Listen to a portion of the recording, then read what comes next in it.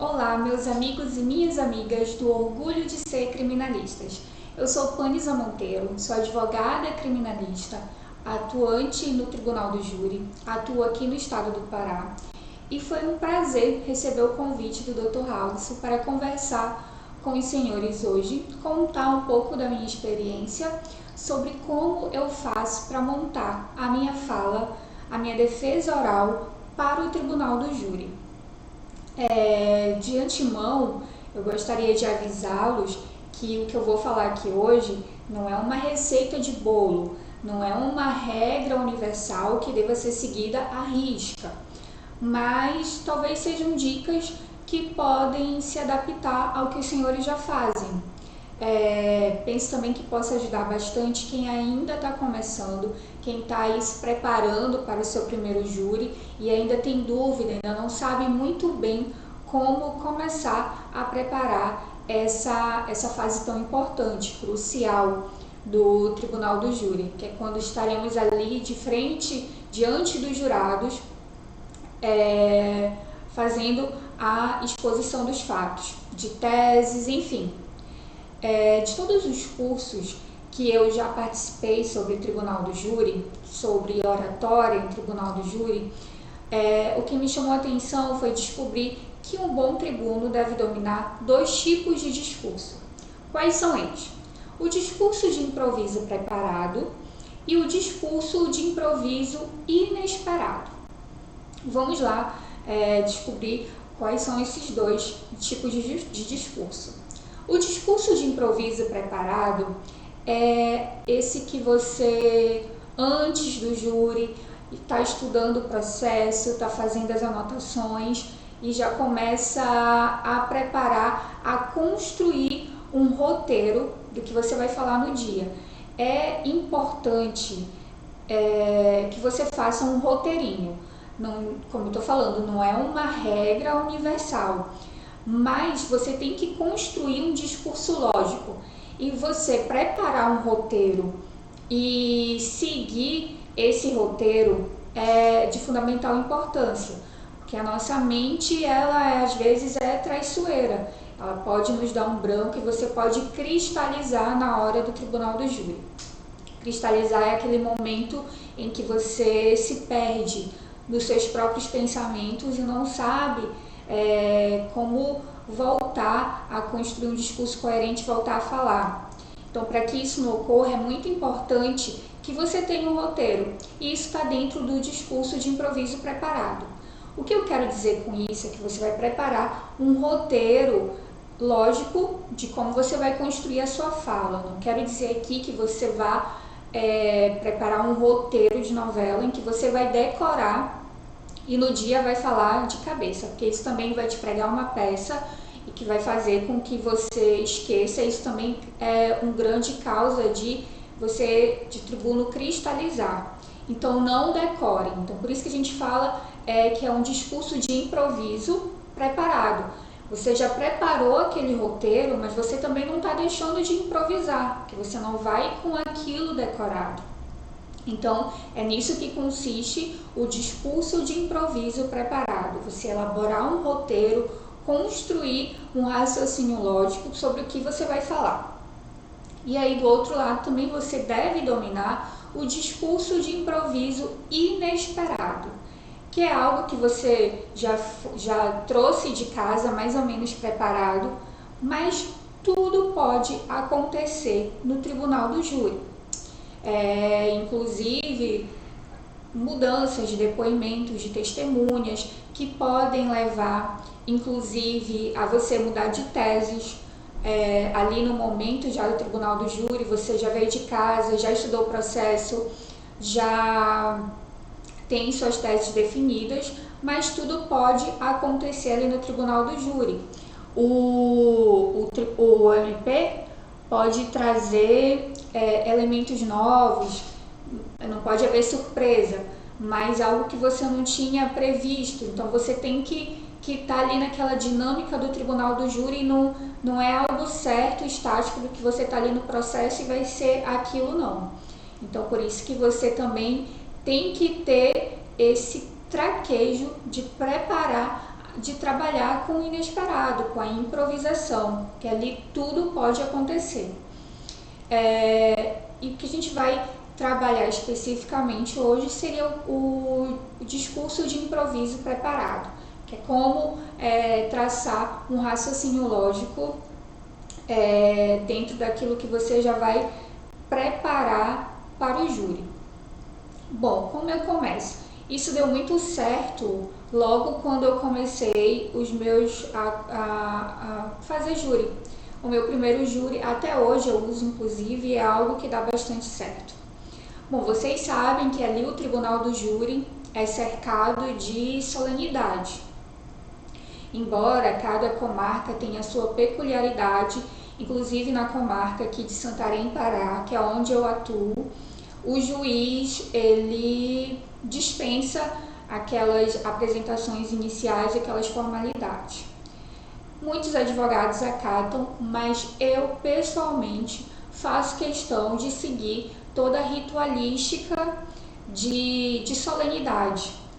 É um ato, quem participa, já assistiu o júri, totalmente solene, bonito, em que o advogado, inclusive, deve usar uma linguagem polida, mas não esqueçam, você não está falando ali para o magistrado ou para o Ministério Público, você está falando para pessoas comuns do povo, você tem que convencer os jurados. Então, embora você deva ter um discurso polido, você deve falar uma linguagem acessível, né, que eles possam lhe compreender perfeitamente. Evitem o excesso de juridiquês para provar, você não vai provar ali que você sabe mais porque você fala difícil, né? Você vai colocar o seu cliente numa posição difícil.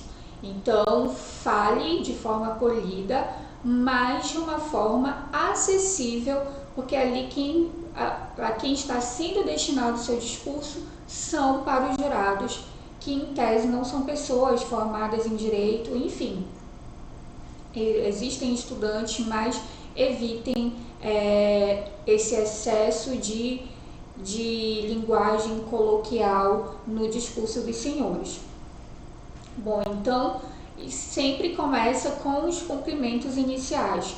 Cumprimenta o magistrado, o presidente do Tribunal do Júri, cumprimenta o Ministério Público, eu sempre cumprimento também o meu cliente, né, que está ali presente, faço questão de cumprimentar os familiares, que caso ali estejam presentes, dependendo do caso, se não for de muita repercussão que vá botar em risco a família, eu até faço um cumprimento a eles, cumprimento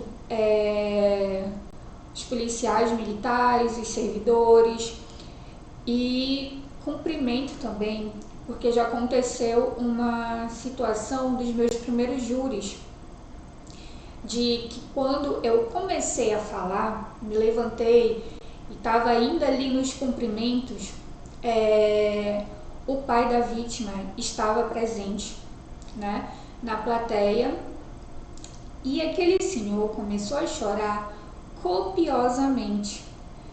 Era um choro sentido, era um choro completo de dor. E aquilo ali começou a uma palavra que eu possa definir é me emocionar. Eu comecei a me emocionar junto com o pai da vítima. E ali eu quase cristalizei, eu parei uns minutos e eu fiquei tão, com a minha inexperiência ainda, né, tão tocada com aquilo, que quase eu parei. Então foi aí que rapidamente eu voltei e comecei a cumprimentar os familiares da vítima, a me solidarizar com a dor, explicando que eu estava ali unicamente para fazer meu trabalho, que inclusive para ter a resposta que a família tanto buscava com relação a aquele fato, aquele crime, se fazia necessário um advogado de defesa. Se não fosse eu, seria outra pessoa, seria a Defensoria Pública, mas deveria ter alguém ali, senão não haveria julgamento. Então nós estávamos ali justamente, inclusive, para contribuir para que a justiça fosse feita. Então foi que ele foi se acalmando, foi parando de chorar e eu também voltei a mim.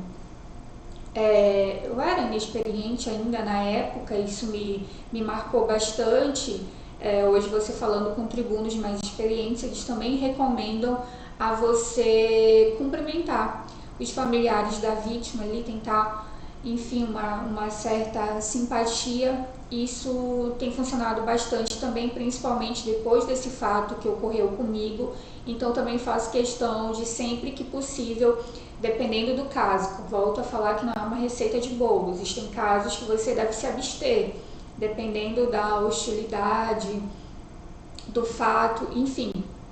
Mas você fazendo uma análise de algo que vai trazer até uma empatia, os jurados perceberem a sua empatia ali com os familiares da vítima, já conta um ponto positivo também para a defesa.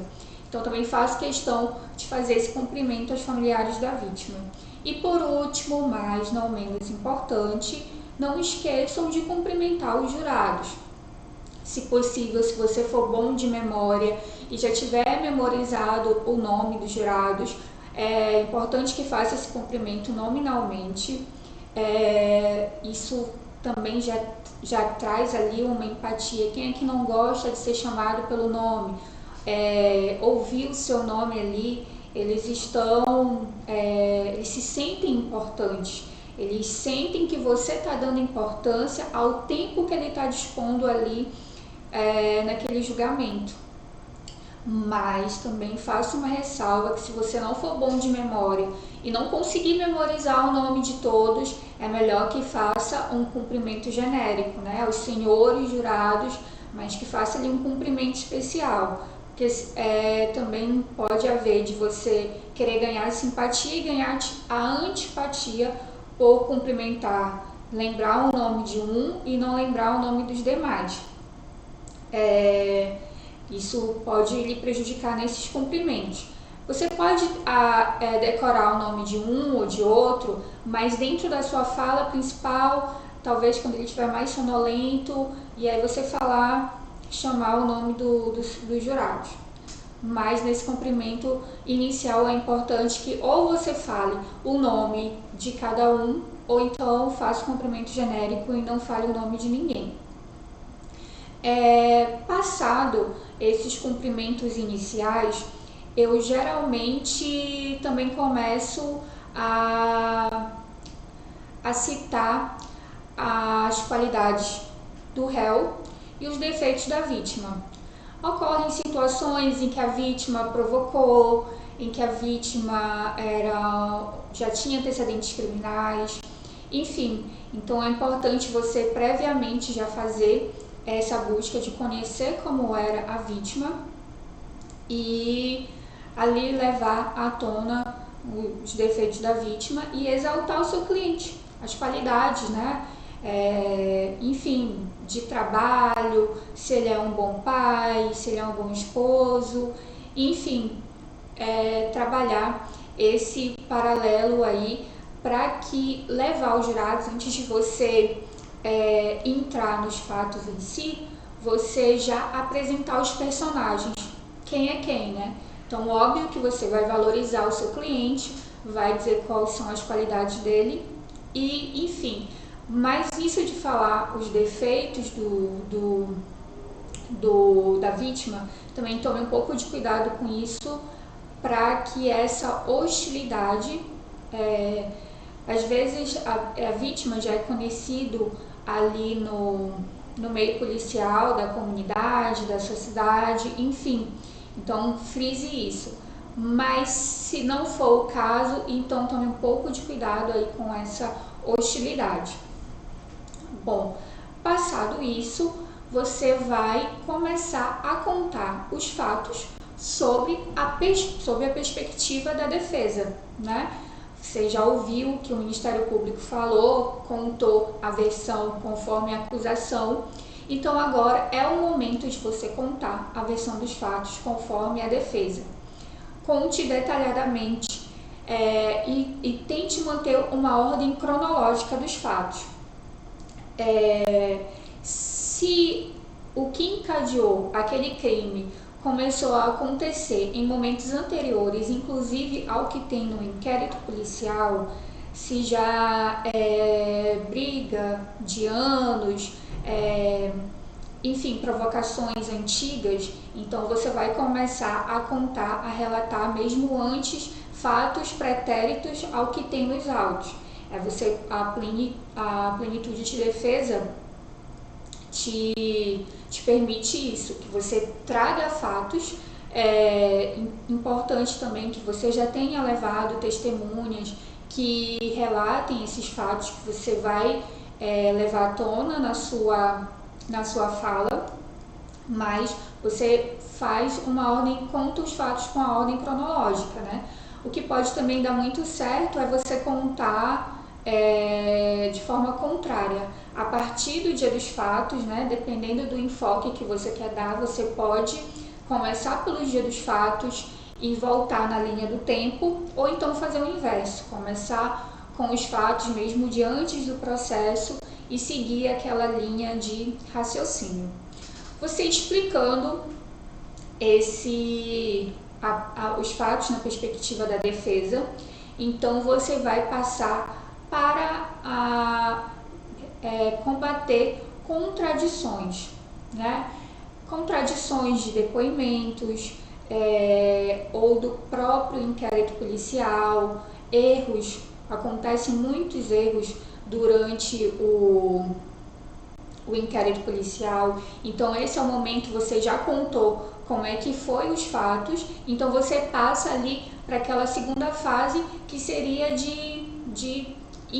nas provas, né? Depois dos fatos você vai para as provas, o que foi apurado ali das testemunhas, as inconsistências entre elas, o que foi dito na primeira fase em plenário de repente possa ter mudado, as contradições também, enfim, de vítima quando se trata de tentativa, e nos erros ou do judiciário ou de peritos, enfim, esse é o momento.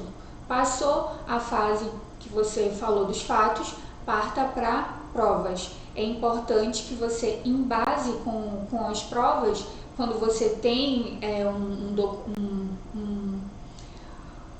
um contexto probatório ali farto, você trabalha isso. Ou então é o momento de você trabalhar a falta de provas, né? E explicar o quanto que isso está prejudicando o processo. Então aí a gente já está construindo o nosso roteiro aí de forma bastante coerente. Nós já fizemos os cumprimentos iniciais, aqui recapitulando, fizemos os cumprimentos iniciais, já falamos das qualidades do réu e os defeitos da vítima, já contamos os fatos sobre a perspectiva da defesa e já estamos ali apresentando as provas. Um outro momento, logo depois das provas, que eu gosto de reservar ali na minha fala, seria rebater, refutar o Ministério Público.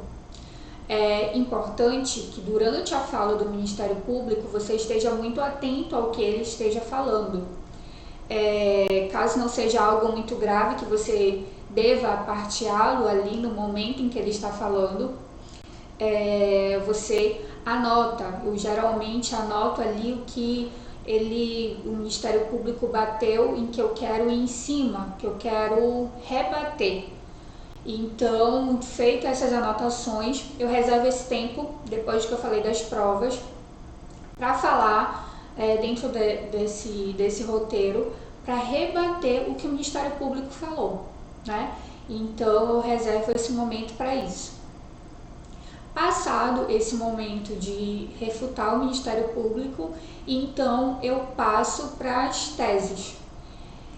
A questão das teses, durante você estar explicando os fatos, durante você estar apresentando as provas, você também já pode fazer uma introdução para suas teses, ou já pode falar abertamente das suas teses defensivas. Não tem problema nenhum. O que eu reservo um momento específico, depois que eu já falei dos fatos, das provas, rebati o MP, eu preparo um tempo específico para explicar as teses de defesa minuciosamente, ali dentro daquele plano, daquele tempo que eu tenho. Então reservo um tempo também para falar especificamente de forma clara quais são as teses da defesa e explicá-las aos jurados. É importante porque eles não têm um conhecimento técnico. Então esse é o momento de você explicar. Você já falou numa linguagem mais acessível, mas na hora da votação o juiz vai quisitar apresentando as teses do Ministério Público e da defesa. Então, se os jurados não entenderam qual é a tese da defesa, o que você está querendo demonstrar ali, fica um pouco mais difícil para ele votar. Às vezes ele se sentiu convencido de tudo que você explicou, mas se ele não entendeu muito bem a tese, isso pode te prejudicar no momento da votação. Então, explicado as teses, depois é reservado um momento para explicar os quesitos. Isso é muito importante. Já vi pessoas perderem júri por não explicar muito bem os quesitos ou não explicar de forma a contento.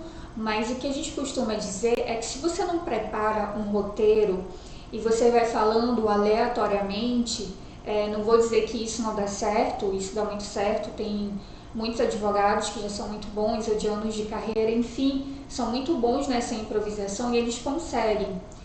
Mas para você, essa questão de criar um roteiro, você também consegue organizar o seu tempo de fala, porque às vezes você vai falando aleatoriamente, você esquece do tempo e aí não sobra tempo para falar sobre os quesitos. E aí, de repente, o Ministério Público não vem para réplica e aí a gente é refém do Ministério Público para ter um tempo a mais de fala, porque se eles não vierem para réplica, nós não podemos via tréplica. Então é muito perigoso você deixar para explicar teses e quesitos somente em tréplica, até porque o Ministério Público ali pode fazer uma jogada e justamente para te prejudicar, ele não vem a réplica. Então aí você já está prejudicado. Então quando você cria um roteirinho, já está ali com seu discurso de improviso preparado, você consegue inclusive organizar seu tempo para não perder, não deixar passar nada ali de importante. E aí depois dos quesitos, você faz as suas considerações finais e faz ali um desfecho.